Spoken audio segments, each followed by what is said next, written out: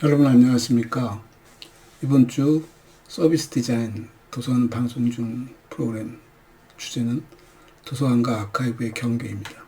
그리고 오늘부터 5주간에 걸쳐서 진정 도서관이 해야 할 일이 무엇인가를 짚어볼 거고, 오늘이 그 첫 주로 도서관과 아카이브의 경계에 대한 얘기를 도서관 시각에서 한번 풀어보겠습니다. 도서관 얘기는 다들 잘 아실 거고, 아카이브도 의미하는 바가 뭔지 아시겠죠? 기록 보관, 기록 보존소. 기록을 폭넓게 얘기하면 책도 다 포함되는 것인데, 이제 단지 기록이 갖고 있는 의미에서 봤을 때 그 복제된 출판물을 어디까지 담아낼 것이냐는 조금 다른 얘기일 수 있습니다만, 도서관의 역사를 놓고 본다면 초기에는 전부 필사본이죠. 그것도 지금 우리가 있는 종이에다 인쇄를 한 형태가 아니라 파피루스도 있을 수 있고 점토판도 있을 수 있고 양표지도 있을 수 있고 굉장히 다양한 매체에다가 글을 기록한 것들을 우리가 모았습니다. 그게 지금의 도서관이 된 것이고, 그 역사 속을 짚어보면 도서관의 기본적인 역할은 아카이빙이었다고 생각됩니다. 그런 귀한 자원들을, 필사 자원들을 수집하고 모으고, 그것들이 있는 유일한 공간에 사람들이 모여서 토론하고 얘기를 나누고 지식을 획득하고 또 새롭게 지식이 재생산되어지는 그런 절차를 가졌겠죠. 그게 시간이 오래 걸리다 보니까 이제 그 절차 속에서 당연시 되어지는 것들, 그냥 관습처럼 이어져 내려오는 것들이 수집하는 작업이고, 그 수집하는 과정에 필사를 넘어서서, 그러니까 처음부터 필사, 이제 그걸 스스로 복제한, 필사로 복제하는 작업도 거치고, 결국은 인쇄혁명을 통해서 굉장히 많은 자원들이 쏟아지고, 그럼에도 불구하고 한번 지역의 입장에서 상상해 보십시오. 출판물이, 인쇄 출판물이 쏟아져 나온다 하더라도 이 지역, 이 공간에서 그 출판물은 존재하지 않을 수도 있습니다. 그래서 그것을 갖는다는 것은 기록의 입장에서는 유일본을 획득하는 것이죠. 그 당시에는 교통도 발전하지 않았고 기술도 그닥 발전하지 않았기 때문에 지역이 상당히 고립적인 위치에서 도서관이 갖는 역할이 상당히 컸을 거라고 봅니다. 그래서 제가 문해를 주장하는 이유도 도서관이야말로 유일하게 그런 기록을 갖고 있는 공간이었고, 기록을 잘 보존하고 이용시켰던 공간이었다. 그게 21세기 와서도 어떻게 보면 DNA는 남아있지 않을까? 그럼 어떤 것들이 그런 DNA로서 작동하는 걸까? 놓고 봤을 때, 그래. 도서관이 글로벌을 지향하지는 않는다. 도서관이 비록 우리가 디지털 도서관이라고 말하지만 그 디지털 도서관이 갖고 있는 자기 영역, 자기가 서비스할 수 있는 영역은 상당히 제한적일 수밖에 없다. 우리가 온라인상에서 디지털 도서관 얘기를 하지만 실은 그 디지털 자원 자체가 상당히 제한적이죠. 주제적으로도 제한적일 수도 있고 특정 목적에 의해서 제한적일 수도 있고, 그렇지 않다면 다 열린 공간에서 모든 게 다 자원이고 모든 게 다 기록이고 모든 게 다 도서관으로 우리가 인식할 수 있다면 도서관을 일반화시켜서 그렇게 얘기할 수도 있겠죠. 하지만 우리가 특정지어서 도서관이라고 말할 때는 내가 찾아가는 도서관이고 내가 기꺼이 찾아갈 수 있는 그런 환경 속에 있는 도서관, 다르게 표현하면 로컬성이죠. 그래서 그 로컬이 지리적인 공간일 수도 있는 것이고 어떤 주제적 바운더리일 수도 있는 것이고, 그래서 자기들만의 어떤 그런 커뮤니티를 구성할 수 있는 곳, 그곳에서의 역할은 결국 그런 유일한 자원들이 모여서 서비스하고 공유하는 작업들일 것이고, 그것이 이제 인쇄물이 들어섰다고 해서 인쇄물을 우리가 집중적으로 수집을 하면서 생기는 오류도 하나 있습니다. A 도서관도 구입하고 B 도서관도 구입하고 C 도서관도 구입하고 했는데 어느 순간 A 도서관, B 도서관, C 도서관이 교통이 발전하고 기술이 발전하면서 한 지역처럼 묶였을 때 소위 같은 자원들이 중복돼서 발생할 수 있다는 거죠. 결국 그런 것들을 배제하기 위해서 우리는 아주 기발한 아이디어를 내죠. 상호 대차 제도를 씁니다. 그래서 제가 가끔 12조로 얘기하죠. 도서관이 구축한 자원만을 서비스하는 공간이라면 상호 대차는 말이 안 된다. 도서관이 그럼 정체성을 바꿔야 한다.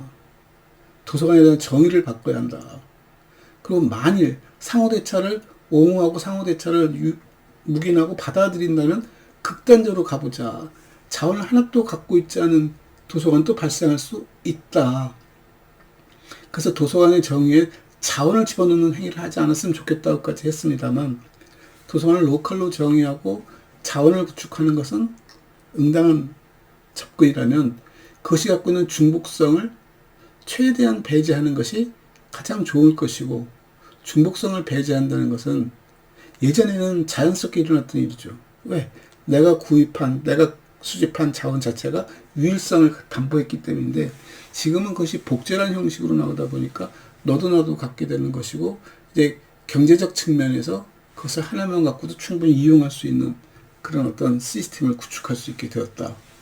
그럼에도 불구하고 도서관이 차별성을 갖고 있고 나름대로 독특함을 유지하기 위해서는 자기만의 고유한 자원을 가질 필요가 있는데, 그 자기만의 고유한 자원이 이런 인쇄 출판이 성행하는 시대에서는 그런 인쇄 출판물로는 충당이 안 된다. 결국 자기들 스스로가 생산해낼 수밖에 없고, 소비자가 굉장히 제한적이거나 생산자가 극히 좀 제한적인 그런 것들일 수 있지 않을까라고 이제 생각하는 거죠. 그럼 뭐가 있을까 하면, 결국 그 지역 로컬 커뮤니티 멤버들이 자기들이 생산해내는 것들, 그러면서 자기들 내에서는 의미를 갖는 것들, 우리가 말하는 소위 생활기록이고 지역의 문화기록들이죠.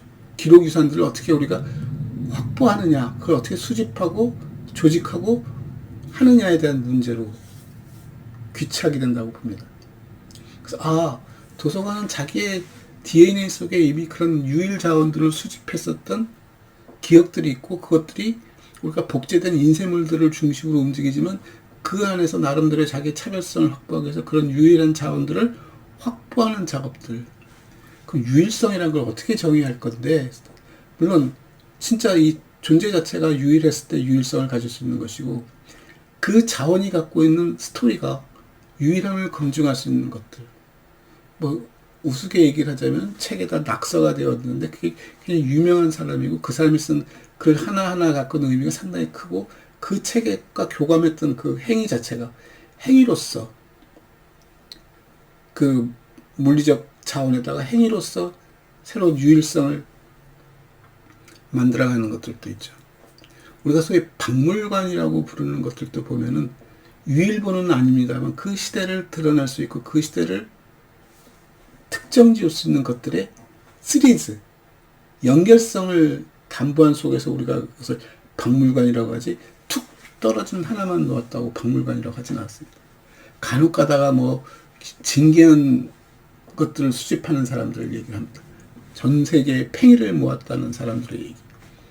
근데 팽이만 모았다고 해서 이것이 박물관이 될까요?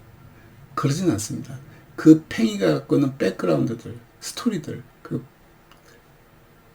팽이에 얽힌 얘기들, 기술적인 얘기도 있을 수 있고, 공간적, 그 지역적인 얘기도 있을 수 있고, 그걸 사용하고 있는 사람들의 문화적 얘기도 있을 수 있고, 그 중에 어떤 특정한 것들은 특히 누군가가 어떤 상황에서 썼는지에 대한 얘기들일 수도 있습니다. 예를 들어서 야구 선수가 친 홈런 공 같은 것들은 똑같은 공임에도 불구하고 누가 친 홈런 공이라는 한마디와 그 사람의 사인이 남겨지고 그런 증빙이 갖춰지는 순간 유일본으로서 역할을 하게 되는 거죠.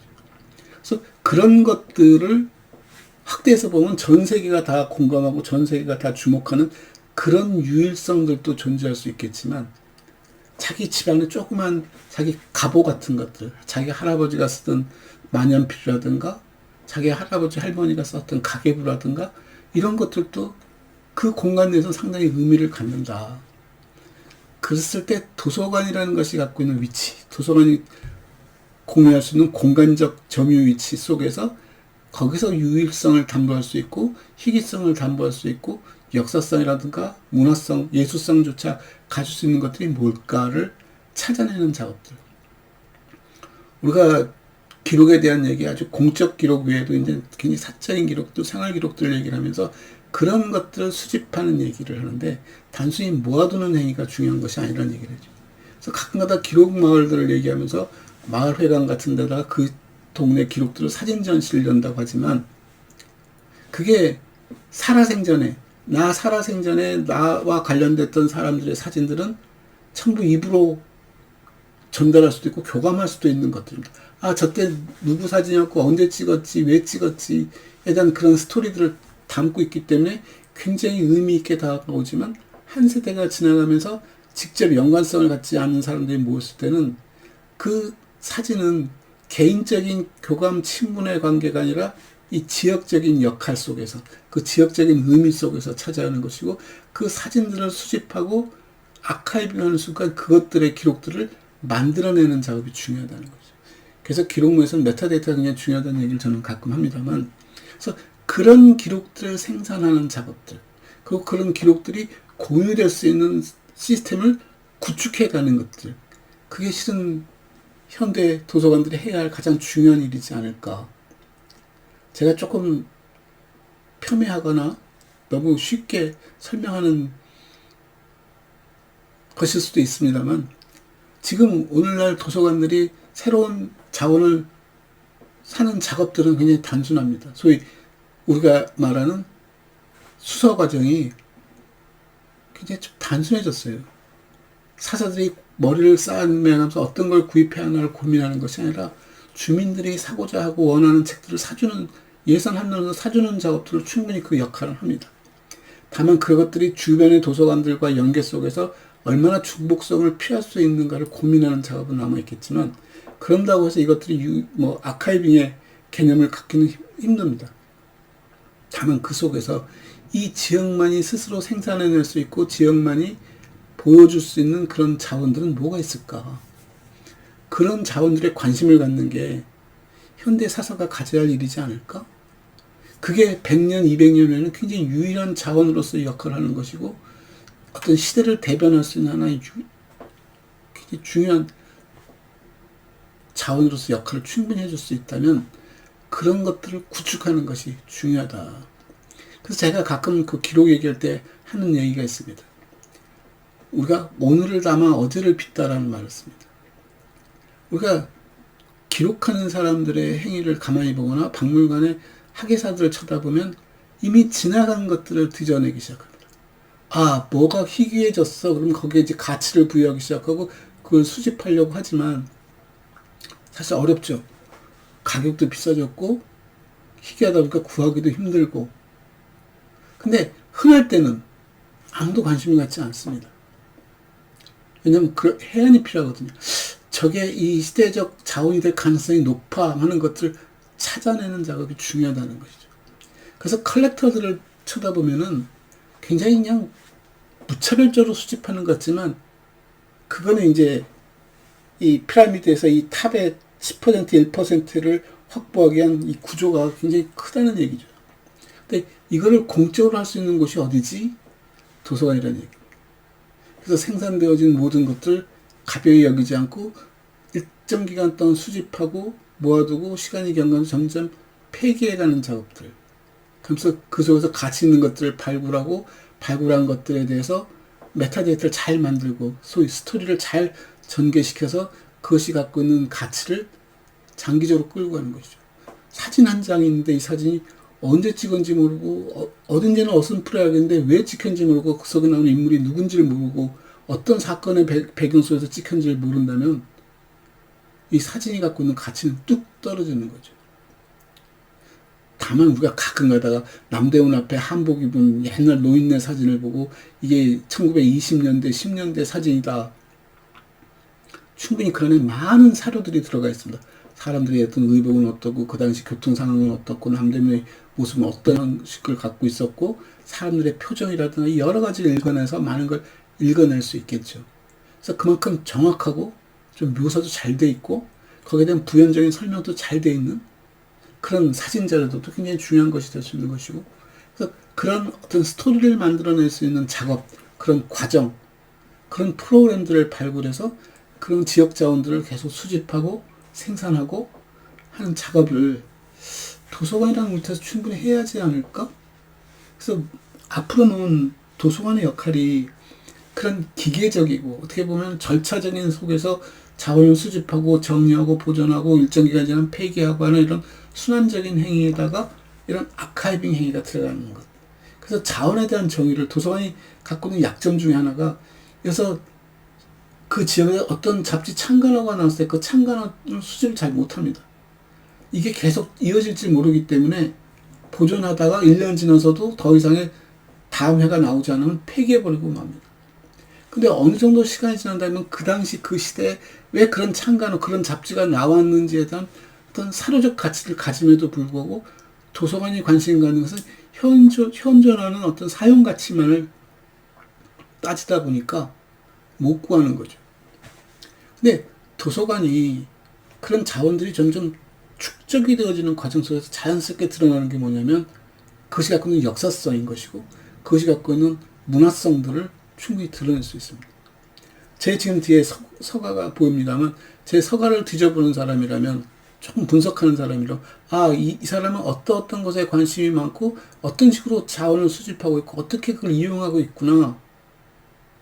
그러니까 볼 겁니다. 그리고 저를 이제 해석하려고 들겠죠. 그건 굉장히 중요한 작업이라고 여기거든요. 그래서 한번 상상해 보세요. 어느 유명한 작가 한 분이 돌아가셔서 그분의 유물을 도서관에 기증하기로 했습니다.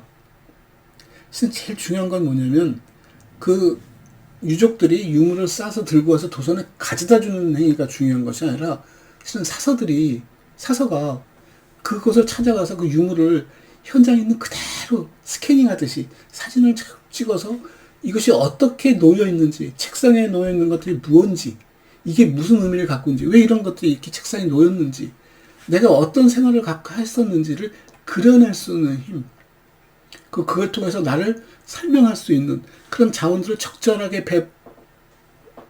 분포하고 설명하고 그런 박물적 가치도 포함해서 책도 어떤 책을 보존하고 어떤 책을 폐기해야 하고 그 책을 보존한다면 어떤 이름으로 보존할까? 그런 것들이 스토리가 살아있는 작업들이 필요한데 어느 학자 한 분이 돌아가시고 나면 자기 모교에 책을 1000권, 10,000권 기증했다. 그러면 받은 사서는 뭐라 그러냐면 저 책의 80%는 우리 도서관에 있는 복본이야. 나머지 20%만 갖겠어. 왜?